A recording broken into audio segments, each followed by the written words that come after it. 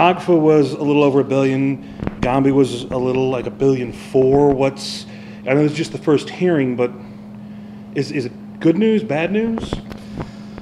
Well, there is some growth in the economy by the estimates. It's conservative growth. They're cautious in their growth estimates, which means there may be some more available revenues, but we have significant budgetary pressures, increased pension payment, continuing need to pay down old bills, and then we continue to have pressures, operating expense pressures just from general revenue funding, operating expenses, which go up on an inflationary basis every year. So we still have significant problems. It's not as bad in terms of revenue estimates as what we had maybe feared, but we're still going to have significant fiscal challenges moving forward. I don't think anybody should look at what happened today or what may happen in subsequent hearings and think, well, the state of Illinois has got a bunch of money now. It doesn't.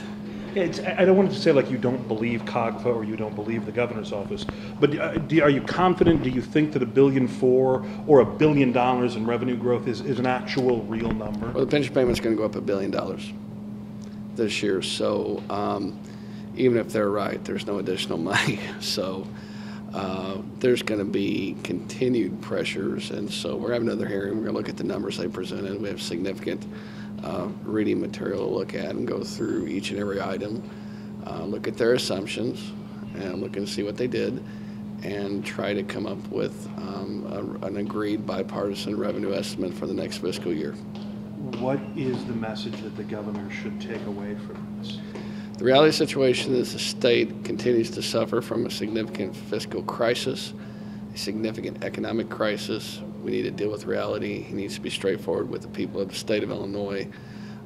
He needs to be straight in terms of where we're at, where he wants to go, not try to play games with the numbers and not try to understate the problem because it's significant. Not think because there's modest or conservative economic growth that the state has got itself turned around. It hasn't. The state's still upside down.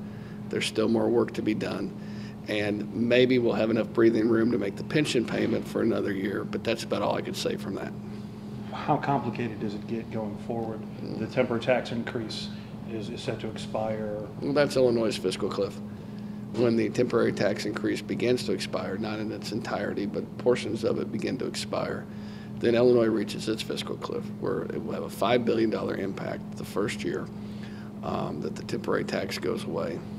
That either has to be extended or it goes away. The Revenue Committee is trying to work the state into a position where we'd have the possibility for that to go away, where there at least can be an honest decision made.